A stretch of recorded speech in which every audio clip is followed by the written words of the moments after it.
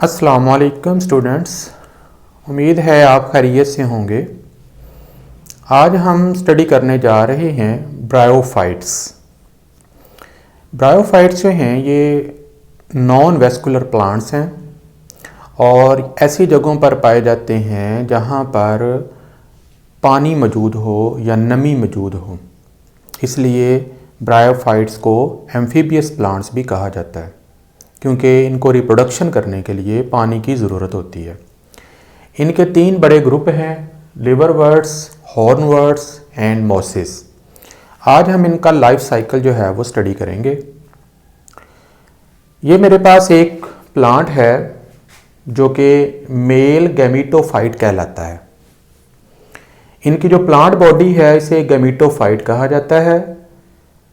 ज़मीन के अंदर इनके रूट लाइक स्ट्रक्चर होते हैं जिन्हें राइजोइड्स कहते हैं, जिसकी मदद से ये अपने आप को ज़मीन में एंकर करते हैं और ज़मीन से पानी और नमकियात ऑब्टेन करते हैं, हासिल करते हैं, प्रोक्योर करते हैं। ज़मीन से बाहर स्टेम लाइक स्ट्रक्चर है जिसमें जाइलम और फ्लोएम टिश्यू नहीं पाया जाता। इसके साथ साथ लीफ लाइक स्ट्रक्चर भी मौजूद होते हैं जो कि फिलामेंटस आउटग्रोथ होती हैं, बट उनके अंदर भी वेस्कुलर सिस्टम, जाइलम और फ्लोएम नहीं पाया जाता। तो ये एक मेल गैमीटोफाइट है। ये एक दूसरा प्लांट है, ये फीमेल गैमीटोफाइट है। इसकी प्लांट बॉडी भी तकरीबन सेम है, राइजोइड्स हैं, स्टेम लाइक स्ट्रक्चर है और रूट लाइक स्ट्रक्चर है। Such plant body which is not differentiated into true stem और root is known as thallus. तो इनकी जो प्लांट बॉडी है वो थैलस होती है, यानी उसमें असली या सही जड़ें, तने और पत्ते मौजूद नहीं होते। ये छोटे छोटे पौधे होते हैं, मामूली सा मिलीमीटर में या सेंटीमीटर में इनका साइज़ होता है। गीली जगहों के ऊपर, चट्टानों के ऊपर, पानी के नदी नालों के किनारों के साथ ये ग्रो कर रहे होते हैं। जो मेल गैमीटोफाइट है इसकी प्लांट बॉडी के ऊपर एक रिप्रोडक्टिव स्ट्रक्चर ग्रो करते हैं जिन्हें हम कहते हैं एंथ्रीडियम। एंथ्रीडियम जो है ये एक सैक लाइक स्ट्रक्चर हैं जिनको स्टीरॉयल हेयर जो कि नॉन फंक्शनल होते हैं उन्होंने कवर किया होता है प्रोटेक्शन करने के लिए।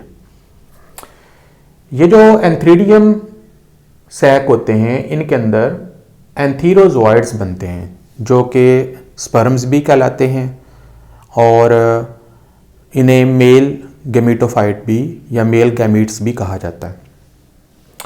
दूसरी तरफ हमारे पास ये पौधा है, ये फीमेल गैमीटोफाइट है। फीमेल गैमीटोफाइट की टिप के ऊपर फीमेल रिप्रोडक्टिव ऑर्गन लगते हैं जिन्हें आर्चिगोनियम कहा जाता है। आर्चिगोनियम जो है उसको भी स्टीरॉयल हेयर जो हैं उन्होंने कवर किया होता है प्रोटेक्शन करने के लिए। बाज़ औक़ात एक ही पौधे के ऊपर मेल और फीमेल दोनों पार्ट्स लगे होते हैं और बाज़ दफ़ा मेल प्लांट अलग होता है और फीमेल प्लांट अलग होता है और दोनों के ऊपर अलग अलग जो मेल और फीमेल सेक्स ऑर्गन हैं वो डिवेल्प होते हैं। तो एनी हाउ मेल गैमीटोफाइट के जो सेक्स ऑर्गन होंगे उन्हें एंथ्रीडियम कहेंगे और जो फीमेल होंगे उन्हें आर्चिगोनियम कहेंगे। आर्चिगोनियम जो है ये इसकी एक नेक होती है, एक वेंटर होता है जिसके अंदर एग मौजूद होता है। जब एग जो है मैच्योर हो जाता है तो फर्टिलाइजेशन करने के लिए इस एग से एक तरह का केमिकल रिलीज़ होता है जिसे जो कि न्यूक्लिक एसिड पर मुश्तमिल होता है।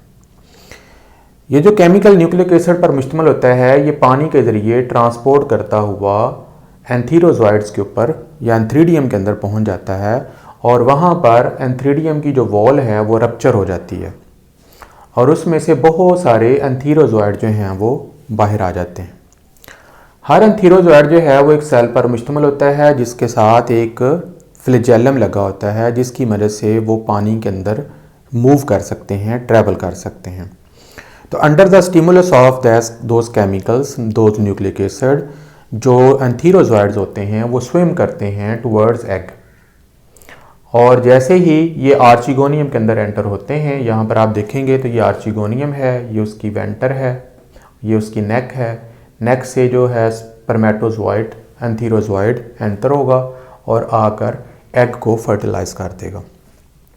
यहाँ पर दोनों गैमीट्स मेल और फीमेल गैमीट्स जो हैं वो आपस में फ्यूज़ कर जाते हैं। फ्यूज़ करने से यहाँ पर डिप्लॉयड जाइगोट बन जाता है। जाइगोट जो है वो एम्ब्रियो में तब्दील हो जाता है। अब ये जो सारा प्रोसेस है ये फीमेल गैमेटोफाइट की बॉडी के ऊपर हो रहा है, क्योंकि जो एंथीरोजॉइड हैं वो इस प्लांट से गुजर कर इस प्लांट में आ गए हैं, ट्रैवल करते हुए, स्विम करते हुए। तो ये जो प्लांट है, अब इस प्लांट को मैं यहाँ पर ले आया हूँ। ये गैमेटोफाइट है, फीमेल गैमेटोफाइट है। तो ये जो एम्ब्रियो है ये इसकी सरफेस के ऊपर बन रहा है। जब एम्ब्रियो बन जाता है तो इसके अंदर ग्रोथ शुरू हो जाती है। उस ग्रोथ से फिर एक नया पौधा जो है वो जन्म लेता है, जिसे हम स्पोरोफाइट कहते हैं। ये जो स्पोरोफाइट है ये टोटली डिफरेंट है गैमेटोफाइट से। स्पोरोफाइट जो है इसका नीचे एक फुट होता है, फुट के जरिए ये अपने आप को गैमेटोफाइट के साथ अटैच करता है। उसके बाद फिर एक डंडी नुमा स्ट्रक्चर होता है जिसे सीटा कहते हैं, जिससे अपने आप को ये इरेक्ट रखता है। आखिरी हिस्से पर एक कैप्सूल लगा होता है जिसके अंदर इसके स्पोर्स बनेंगे। अब ये जो स्पोरोफाइट होता है ये इनकॉन्स्पिक्वस होता है, गैर नुमाया होता है, और ये अपनी फूड के लिए, न्यूट्रिशन के लिए गैमेटोफाइट के ऊपर डिपेंड कर रहा होता है। तो इस तरीके से यहाँ पर गैमेटोफाइट और स्पोरोफाइट में थोड़ा सा बुनियादी तौर पर फ़र्क है। स्पोरोफाइट गैमेटोफाइट कॉन्स्पिक्वस होते हैं, फोटोसिंथेटिक होते हैं, अपनी ग़िज़ा खुद तैयार कर रहे होते हैं, नुमाया होते हैं, वाज़ह तौर पर नज़र आते हैं। इनके ऊपर जो है वो स्पोरोफाइट लगता है। स्पोरोफाइट इनकॉन्स्पिक्वस गैर नुमाया होता है। इसके अंदर फुट, सीटा और कैप्सूल 3 पार्ट होते हैं, और ये अपनी नरिशमेंट के लिए, न्यूट्रिशन के लिए गैमेटोफाइट के ऊपर डिपेंड करता है। इसके कैप्सूल के अंदर फिर मियोसिस होती है। मियोसिस के नतीजे में बहुत सारे इसके अंदर स्पोर्स बनते हैं। जब स्पोर्स मैच्योर हो जाते हैं तो ये जो कैप्सूल है इसकी वॉल फट जाती है, टूट जाती है, खुल जाती है, और उसमें से बहुत सारे स्पोर्स जो हैं वो बाहर आ जाते हैं। ये जो स्पोर्स हैं ये फिर डिस्पर्स हो जाते हैं हवा के ज़रिए, और जहाँ पर भी गिरेंगे ज़मीन के ऊपर, मिट्टी के अंदर, वहाँ पर ये एक एल्गी जैसा स्ट्रक्चर बनाते हैं जिसे प्रोटोनीमा कहते हैं। ये जो प्रोटोनीमा है ये फिर ग्रो करके एक नए गैमेटोफाइट में तब्दील हो जाता है। अब इसको थोड़ा सा हम रिवाइज कर लेते हैं। ये हमारे पास एक मेल गैमेटोफाइट है। मेल गैमेटोफाइट जो है ये हैप्लॉइड होता है। ये फीमेल गैमेटोफाइट है, ये भी हैप्लॉइड है। मेल गैमेटोफाइट करता है, उसके ऊपर लगते हैं एंथ्रीडियम। एंथ्रीडियम के अंदर माइटोसिस के ज़रिए एंथीरोजॉइड्स बनते हैं जो कि हैप्लॉइड होते हैं। आर्चिगोनियम के अंदर भी माइटोसिस के ज़रिए हैप्लॉइड एग बनते हैं। याद रखिएगा, अगर क्रोमोसोम नंबर हाफ होगा तो वहाँ पर हमेशा माइटोसिस के ज़रिए ही गैमीट्स बनाए जाते हैं। एंथ्रीडियम में बनने वाले एंथीरोजॉइड जो कि हैप्लॉइड होते हैं वो स्विम करते हुए एग तक पहुँचते हैं, हैप्लॉइड एग को फर्टिलाइज कर देते हैं। जब n+n आपस में मिलेंगे तो 2n जाइगोट बनेगा जो कि लेटर ऑन एम्ब्रियो में तब्दील हो जाएगा। अब यहाँ पर अगर आप देखें तो सेक्सुअल रिप्रोडक्शन हो रही है। मेल और फीमेल गैमीट्स जो हैं वो आपस में फ्यूज़ हो रहे हैं।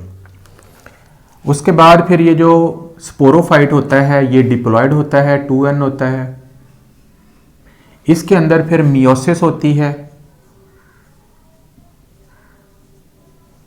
इस मियोसिस के नतीजे में इसके अंदर स्पोर्स बनते हैं। ये स्पोर जो हैं डिस्पर्स होते हैं और दोबारा गैमेटोफाइट को जन्म दे देते हैं। तो इस तरीके से जो ब्रायोफाइट्स हैं इनकी मुंदरजा झैल खसूसियात हैं। नंबर 1, ये इनके अंदर वेस्कुलर सिस्टम नहीं होता। गैमेटोफाइट जो है वो डोमिनेंट होता है। ये होमोस्पोरस होते हैं। स्पोरोफाइट जो है वो गैमेटोफाइट के साथ अटैच होता है। इसके अलावा इनके अंदर एक ख़ास फिनोमेना जो है वो ये है कि ये अल्टरनेशन ऑफ जनरेशन करते हैं। अल्टरनेशन ऑफ जनरेशन को अगर आप देखें तो यहाँ पर जो पौधे हैं ये 2 गैमेटोफाइट हैं, मेल और फीमेल। ये आपस में रिप्रोडक्शन करने के बाद स्पोरोफाइट को जन्म देते हैं, और स्पोरोफाइट जो है वो स्पोर्स बनाकर गैमेटोफाइट को जन्म दे रहा है। This process is known as alternation of generation. इस तरीके से हम अब इसको थोड़ा सा समराइज़ कर लेते हैं। Excuse me. मेरे पास एक प्लांट है गैमेटोफाइट जो कि हैप्लॉइड होता है। ये दो तरह के प्लांट होते हैं, मेल गैमेटोफाइट और फीमेल गैमेटोफाइट, ये दोनों हैप्लॉइड होते हैं। जो मेल गैमेटोफाइट होता है उसके अंदर एंथ्रीडियम बनते हैं, एंथ्रीडियम के अंदर माइटोसिस होती है और एंथीरोजॉइड्स बनते हैं जो कि स्पर्म्स कहलाते हैं। फीमेल गैमेटोफाइट जो है उसके अंदर आर्चिगोनियम डेवलप होते हैं जो कि फीमेल रिप्रोडक्टिव ऑर्गन है। आर्चिगोनियम के अंदर भी माइटोसिस होती है और एग बनता है। लेटर ऑन एंथीरोजॉइड और एग आपस में मिल जाते हैं और जिसे सिनगैमी या फर्टिलाइजेशन कहा जाता है, जिसके नतीजे में जाइगोट बनता है। जाइगोट जो है वो भी डिप्लॉयड होता है, 2n होता है क्योंकि वो n+n से मिलकर बना है। जाइगोट जो है ये एम्ब्रियो में तब्दील हो जाएगा, वो भी डिप्लॉयड होगा। एम्ब्रियो जो है वो उसके अंदर एक सेल होता है जिसे स्पोरोगोनियम कहते हैं, वो भी डिप्लॉयड होगा। स्पोरोगोनियम जो है वो जर्मिनेट करेगा और बनेगा स्पोर मदर सेल, वो भी डिप्लॉयड होगा। स्पोर मदर सेल के अंदर होगी मियोसिस और उस मियोसिस के नतीजे में स्पोर्स बनेंगे। स्पोर्स जो हैं क्योंकि मियोसिस से बन रहे हैं, क्रोमोसोम नंबर हाफ हो जाएगा, रिड्यूस हो जाएगा और n स्पोर बनेंगे। याद रखिएगा यहाँ पर जो स्पोर बनेंगे वो होमोस्पोरस होंगे क्योंकि इन पौधों के अंदर जो प्रोसेस है स्पोर बनने का वो होमोस्पोरी कहलाता है। होमो का मतलब होता है सेम, स्पोर्स कहते हैं स्पोर, यानी एक जैसे स्पोर बनेंगे। ये जो स्पोर हैं ये जर्मिनेट करके बनाएंगे एल्गी जैसा स्ट्रक्चर जिसे प्रोटोनीमा कहते हैं, जो कि आपको यहाँ पे नज़र आ रहा है। और प्रोटोनोमा जो है वो ग्रो करके दोबारा गैमेटोफाइट में तब्दील हो जाएगा। तो इस तरीके से इनका कंप्लीट जो है वो लाइफ साइकिल जो है वो कंप्लीट हो जाता है। फिर दोबारा देख लेते हैं कि male gametophytes, female gametophyte, they produce sex organs with help of mitosis and they produce another generation which is known as sporophyte. Sporophyte generation produces spores by the process of meiosis. These spores give rise to gametophyte generation.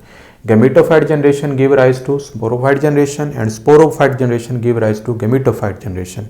This process is known as alternation of generation. तो इस तरीके से I hope कि आपको ये alternation of generation और bryophytes का life cycle clear हो गया होगा।